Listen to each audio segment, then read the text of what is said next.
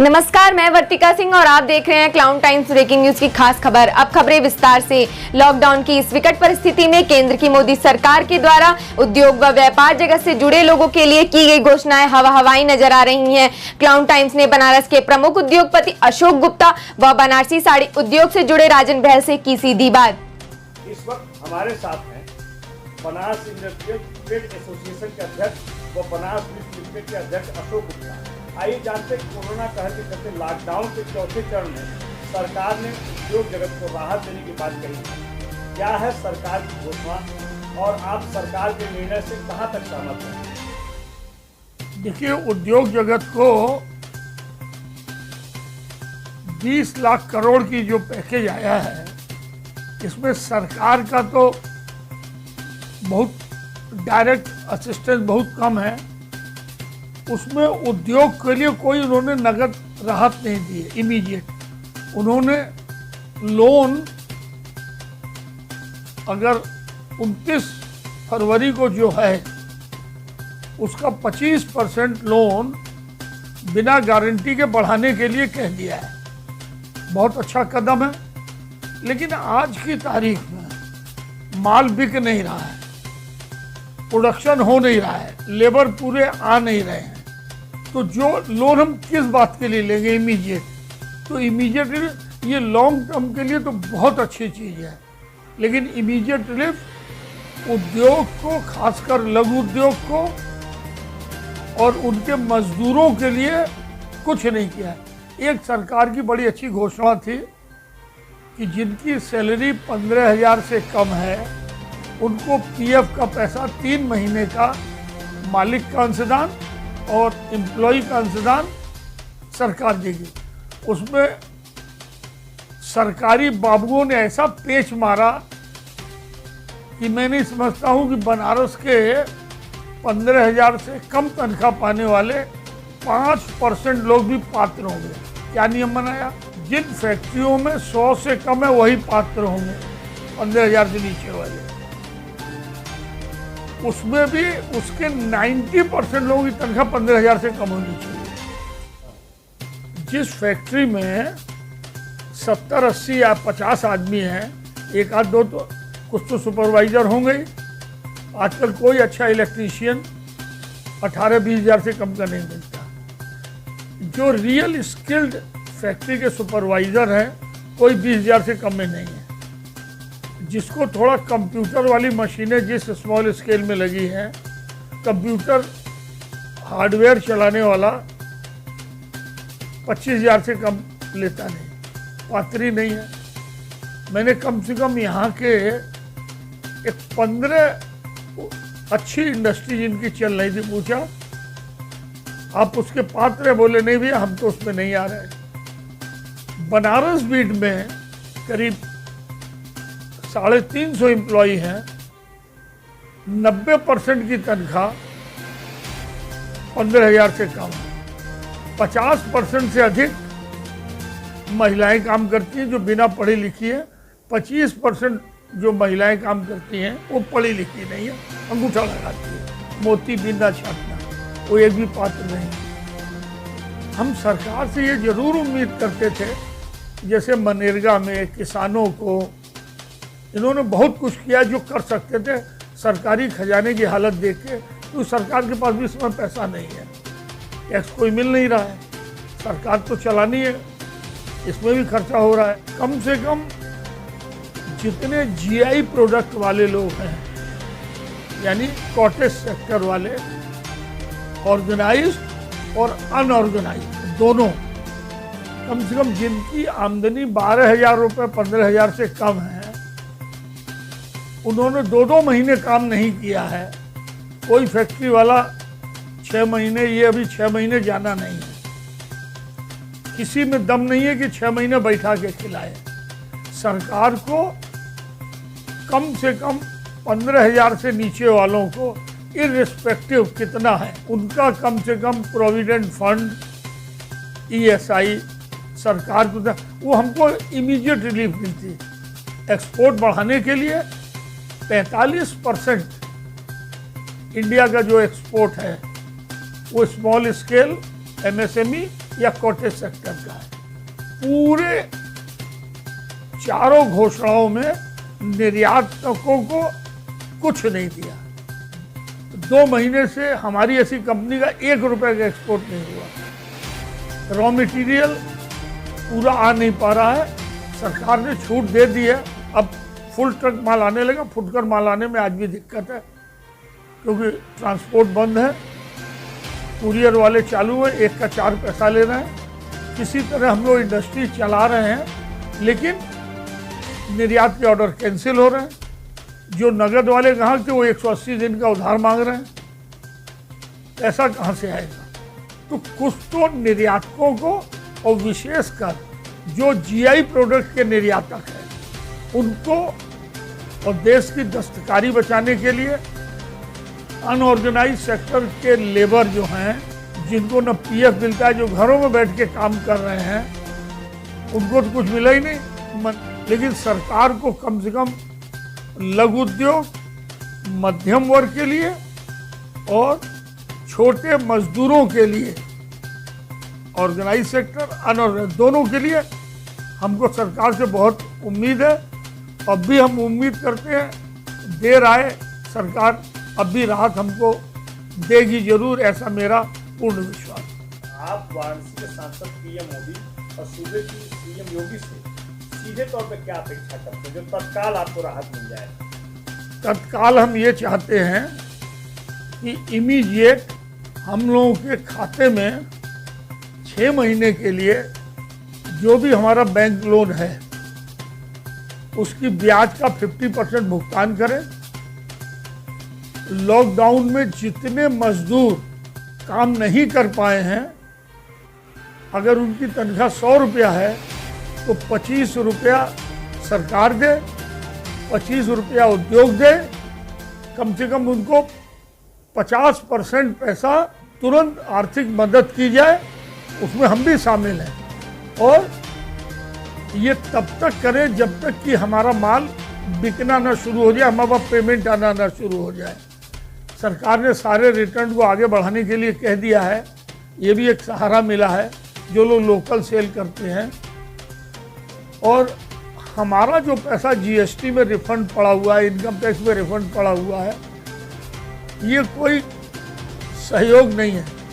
वो तो सरकार की ड्यूटी है कि जो पैसा हमारा है वापस उसको दे।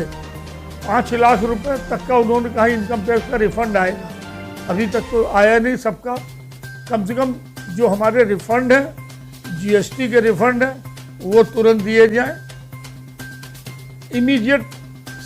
और ट्रांसपोर्टेशन के लिए कि माल का आवाजाही शुरू हो और इंटर स्टेट बस चला दें, क्योंकि बहुत से मजदूर जो दूसरे डिस्ट्रिक्ट के अपने घर चले गए हैं वो यहाँ आ नहीं पा रहे, घर से फ़ोन कर रहे हैं कि भैया पैसा भेजिए, भैया। हम लोग स्टाफ एडवांस के नाम पे जो हमारी शक्ति है उनके घर भेज रहे हैं, क्योंकि हम भी तो उनको रिटेन करना चाहते हैं। उसमें सरकार का सहयोग चाहिए कि उन लोगों को जल्द से जल्द जो मजदूर यूपी के अंदर दूसरे डिस्ट्रिक्ट से हैं उनको सरकार यहाँ लाने की व्यवस्था करे, ताकि हम उनको काम दें। जब तक आर्थिक गतिविधियाँ नहीं चालू होंगी, न तो सरकार के पास टैक्स आएगा, न छोटे दुकानदारों के पास पैसा आएगा। जब पैसा ही नहीं रहेगा तो लोग खरीदेंगे कहाँ से? आर्थिक गतिविधियाँ सोशल डिस्टेंस बढ़ा के और कड़ाई से इसका नियम करावें, लेकिन आर्थिक गतिविधियाँ चालू करें। सरकार को उद्योग और व्यापार के लिए, खासकर छोटे व्यापारियों के लिए, लघु उद्योगों के लिए, निर्यातकों के लिए कुछ नहीं किया है। सरकार को इसमें आगे आना चाहिए।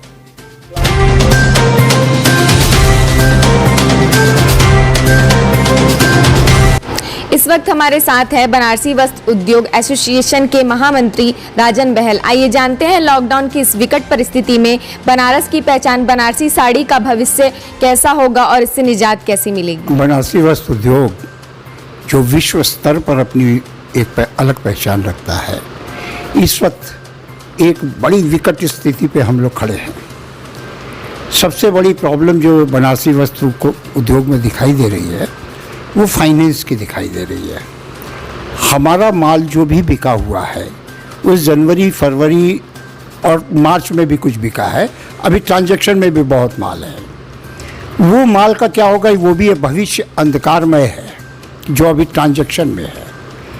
हमारा जनवरी फरवरी का माल जो ग्राहक लिया या जो हम लोग ने भेजा वो किस लिए गया कि मार्च, अप्रैल, मई और जून में जो लगन है उसके लिए ग्राहक यहाँ से माल लेके गए। अब स्थिति ये हुई कि मार्च के बाद लॉकडाउन हो गया।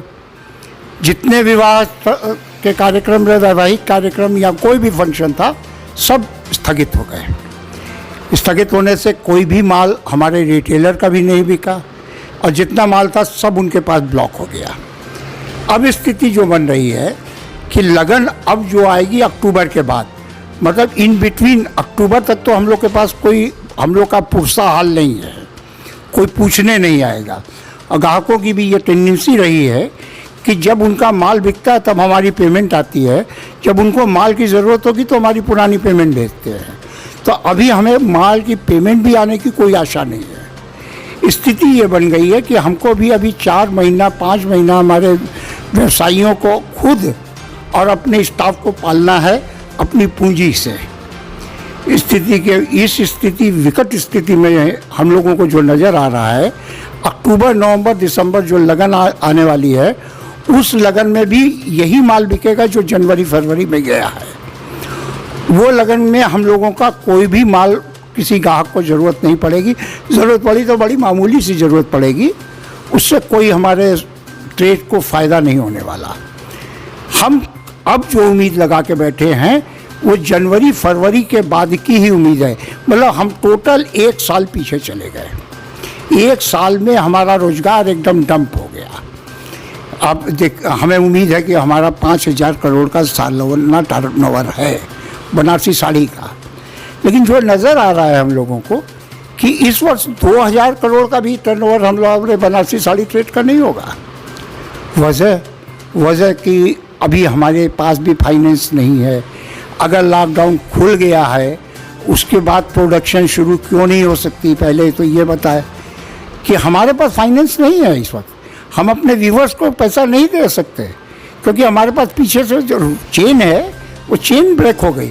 हमारे पास कस्टमर से पैसा नहीं आएगा तो हम अपने व्यूवर को कहाँ से देंगे, और व्यूवर्स को जब नहीं देंगे तो प्रोडक्ट वो तानी बाने वाले को कहाँ से देगा, रेशम वाले को कहाँ से देगा, यार्न वाले को कहाँ से देगा, जरी वाले को कहाँ से देगा। ये एक चेन है, ये ब्रेक हो गई पूरी हमारी।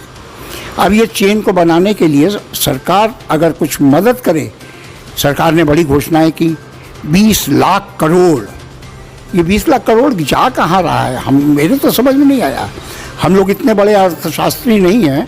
सरकार प्रोडक्शन बढ़ाने की बात करती है। अरे प्रोडक्शन बढ़ाओगे तब ना जब उसको खपत भी करो। उसके खपत के बारे में आपने कहीं सोचा ही नहीं, केवल प्रोडक्शन बढ़ाने की बात कर रहे हो। यूनिट्स और बढ़ा लोगे, उससे लेबर को कहाँ से रोजगार मिलेगा। जब हमारे पास उसकी खपत करने की क्षमता आएगी तब ना उसको उद्योग को उत्पादन बढ़ाने से कोई फ़ायदा होगा। तो लिहाजा ये है कि अगर हमारे वीवर्स को या कुछ, वैसे तो वीवर्स को मदद नहीं मिलेगी क्योंकि सब कुटीर उद्योग में आते हैं, उन्होंने योजनाएं बनाई हैं 25 लाख से अधिक पूंजी का लगा हुआ उद्योग को ही सहायता मिलेगी। अब 25 लाख का कहाँ से बोल भाई, ये कारीगर हमारे बुनकर 4 लूम लगाया, कोई 5 लूम लगाया, कोई 2 लूम भी लगाए, एक लूम वाले भी वीवर हैं। और हैंडलूम वाले ऐसे वीवर हैं जो बेचारे खाने को जिनके पास नहीं है, हम लोगों ने उनको अनाज मुहैया कराया है। तो सरकार की जो घोषणा है सब हवा हवाई है। हमारे उद्योग के लिए कोई भी योजनाएं नहीं है। सरकार की योजना कुटीर उद्योग के लिए उन्होंने कहा, क्या कुटीर उद्योग 25 लाख का होता है? कौन से अर्थशास्त्रियों ने बता दिया कि कुटीर उद्योग 25 लाख का होता है? अरे 10-10 लाख 5-5 लाख का कुटीर उद्योग होता है। अब वही इन लोगों को समझ में नहीं आता कि ये कुटीर उद्योग है कहाँ। आपने तो उद्योगों को बढ़ाने की बात की है, सरकार जो बात कर रही है वो उद्योग को बढ़ाने की बात कर रही है। हम सरकार से ये चाहते हैं कि हमने उनसे ज़्यादा मांगते हैं, हमारा जो माल फंसा हुआ है उतनी हमको जीएसटी जो हमने भर दिया है वो हमें वापस दे दे। वो भी हम आपसे भीख नहीं मांगना चाहते सरकार से। हम सरकार से कहते हैं as a loan free interest 6 महीने का, इस साल का, 2 साल का बिना इंटरेस्ट के लोन हमको हमारी टर्नओवर का 25% दे दिया जाए तो ये उद्योग कुछ जान आ जाएगी। नहीं तो ये उद्योग तो ख़त्म हो गया और वो वक्त नहीं, दूर नहीं है कि हमारी पार्टियां खुद भुखमरी के कगार पे पहुंच जाए। कोई बड़ी बात नहीं है। बुनकर भाइयों का क्या होगा ये तो भविष्य जानते हैं, क्योंकि बुनकर भाइयों को तभी पैसा मिलेगा बुनकर को जब हमारे पास होगा। हमारे पास पैसा ही नहीं होगा तो हम देंगे कहाँ से। इस व्यवसाय से, बनारसी व्यवसाय से जी, कुल कितने लोग रोजगार पाते हैं, ये चेन जानना चाहते हैं। हाँ, ये देखिए बहुत बड़ा, बहुत इम्पोर्टेंट पॉइंट आपने उठाया। इससे प्रत्यक्ष और अप्रत्यक्ष रूप से पूरा बनारस जुड़ा है। बनारसी साड़ी का ट्रेड में अगर बूम होता है, बनारसी साड़ी का ट्रेड अगर चलता होता है तो पूरे बनारस का रोजगार चलता नजर आएगा। बनारस साड़ी का एक फल वाले से पूछिएगा, वो भी कहेगा हमारा बड़ा बढ़िया रोजगार चल रहा है। तो बनारसी साड़ी वालों के पास पैसा होता है, वो खर्चा करते हैं। बनारस में हम लोगों का कोई ऑर्गेनाइज सेक्टर नहीं है, कोई आंकड़े नहीं है, फिर भी हम समझते हैं कि बनारस डिस्ट्रिक्ट में केवल अगर पूर्वांचल, ये मऊ, मुबारकपुर, आजमगढ़ सब ले लें तो कम से कम 10 लाख लोग इससे जुड़े हैं प्रत्यक्ष और अप्रत्यक्ष रूप से। सॉरी। अब स्थिति ये है कि आप पूछेंगे कि कैसे, इसमें ट्रेडर्स की बात नहीं कर रहा हूँ मैं। इसमें पहला कड़ी आती है रेशम या यार्न जो बेचते हैं वो। रेशम यार्न जब बिका उसके बाद कारीगर ले जाके उसको डायर को देता है, यार्न डाई कराता है। यार्न रंगने वाले को भी उसी में हम इंक्लूड करते हैं। उसके बाद तीसरी कड़ी आती है तानी बनाने वाला। वो तानी बनाता है और तानी बना के उसको लूम पे देने के लिए। तो ये स्थिति यहाँ तक आई। और उसके बाद तानी जोड़ने वाला होता है, जिसको आप लोगों ने कई बार सुना होगा मुर्री। यह मुर्री वर्ड बनारस का ही है। और आप लोग आश्चर्य करेंगे कि मुर्री को कि क्या मुर्री होती है। राख से जोड़ते हैं, गांठ नहीं मारते। गांठ मार देंगे तो वहाँ पे डिफेक्ट नज़र आने लगेगा। राख से जोड़ने पे धागे के बाद धागा नज़र आता है। तो मुर्री बांधने वाले अलग हैं जो लूम पर बांधते हैं। फिर उसके उनको रोज़गार मिला। उसके बाद लूम चलाने वाले को रोज़गार मिला। उसमें जो काढ़ी बनाते हैं, काढ़ी का मतलब होता है जो ढरकी फेंकी जाती है उसको काढ़ी बोलते हैं। उसमें जो धागा रखा जाता है उसको रोज़गार मिला। इस तरीके से 17 आदमियों को रोज़गार मिलता है वही। और उसके बाद वो जब माल तैयार हो जाता है तो हमारे ट्रेडर्स के पास आता है। ट्रेडर्स से होलसेलर के पास जाता है। होलसेलर उसको रिटेलर के पास बेचता है, फिर रिटेल में जाके माल बिकता है। इतने लोगों का रोज़गार इससे जुड़ा हुआ है। रेशम की आपको डिमांड बढ़ेगी और चाइना से रेशम आने की उम्मीद नजर नहीं आ रही है, इस बारे में आप क्या कहना चाहेंगे? मैं तो कहता हूँ कि बनारस का रेशम का प्योर साड़ी का रोजगार एक तरीके से तो हम लोगों को लग रहा है बंद हो गया, ख़त्म हो गया। क्योंकि इंडिया में भी रेशम का उत्पादन होता है, बेंगलोर में होता है। वो उसका जो यार्न है की क्वालिटी है वो हमारे वार्प में नहीं चल सकती। साड़ी का 2 रुख होता है, एक वार्प एक वेफ्ट। उसी से कोई भी कपड़ा बनता है, वार्प वेफ्ट से। तो वार्प में जो रेशम है वही बेंगलोर का रेशम कतई नहीं चल सकता, क्योंकि क्वालिटी बड़ी घटिया स्तर की है इंडिया में। वो केवल चाइना का रेशम ही ऐसा है जो हमारे वार्प में भी यूज़ होता है। अब वो चाइना से रेशम तो हम अभी अगर सरकार खोल भी देती है तो हम लोग नहीं सोचते कि हम लोग मंगवाएंगे, क्योंकि वहाँ से रेशम आएगी कि कोरोना आएगा ये हम लोग नहीं जानते। तो लिहाजा अभी 6 महीने के लिए तो रेशम का कारोबार एकदम बंद ही समझ लीजिए आप। महामंत्री जी, आप बनारस के सांसद पीएम मोदी और सूबे के सीएम योगी से क्या अपेक्षा करते हैं? बहुत अच्छा सवाल है। जिस दिन हमारे माननीय प्रधानमंत्री जी और वाराणसी के सांसद माननीय मोदी जी अपनी भाषण देने आए, जनता को संबोधन करने आए, और उस दिन उन्होंने एक बड़ी अच्छी बात कही, हैंडलूम और कुटीर उद्योग को वो सहायता देना चाहते हैं। हम लोग बहुत खुश हुए कि शायद बनारस इससे बूम कर जाएगा। कुटीर उद्योग जब इनके नज़र में आ गया है तो कुटीर उद्योग के लिए कुछ ना कुछ होगा पैकेज, और अच्छा पैकेज होगा। लेकिन जब उसका प्रत्यक्ष देखा, हमारी माननीय वित्त मंत्री जी ने किस तरीके के उसकी लोकेशन तैयार की। मुझे नहीं लगता कि वो हमारे सांसद और प्रधानमंत्री के दिमाग की उपज है। अगर वो उनके दिमाग की उपज होती तो निश्चित रूप से वो बनारस के लिए कुछ अलग पैकेज देते। अभी भी हम लोग अपने सांसद और प्रधानमंत्री मोदी जी से बहुत आशा लगा के रखे हैं कि यहाँ के बनारस के उद्योग को, ट्रेडर्स को अगर वो सहायता देंगे, हमारी टर्नओवर अगर 1 करोड़ रुपए की है तो हमको 25 लाख की सहायता दे दीजिए आप। 25% सहायता अगर हमारी दे देंगे आप, तो हम इस ट्रेड को फिर बूम करने की ताकत रखते हैं। लेकिन अगर आर्थिक मदद हमको नहीं मिल पाई तो हम लोग इस मामले में कुछ नहीं कर सकेंगे। हमारे संरक्षक माननीय MLC अशोक धवन जी इस ओर प्रयास भी कर रहे हैं और प्रधानमंत्री कार्यालय से संपर्क में भी है। हो सकता है कि कुछ बनारस को सहायता मिले इस संबंध में, लेकिन अगर ये सहायता न मिली तो इस उद्योग का कोई पुरसाहल नहीं होगा, ये तय है।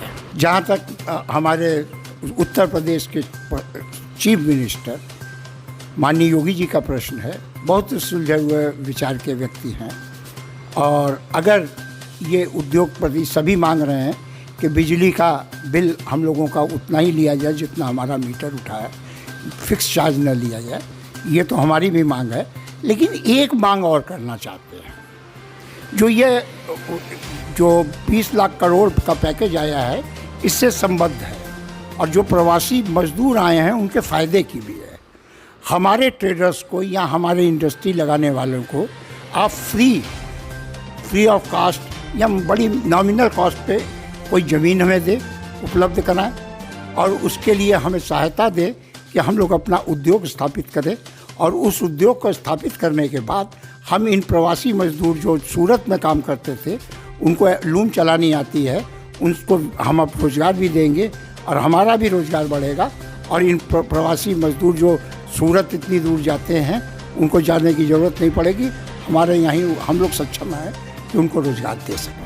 क्लाउन टाइम्स ब्रेकिंग न्यूज की खास खबरों को देखने के लिए हमारे YouTube चैनल को सब्सक्राइब करें, लाइक करें और बेल आइकन पर क्लिक करें। अगर हमारी खबरों को आप Facebook पेज पर देख रहे हैं तो हमारे पेज को लाइक जरूर करें।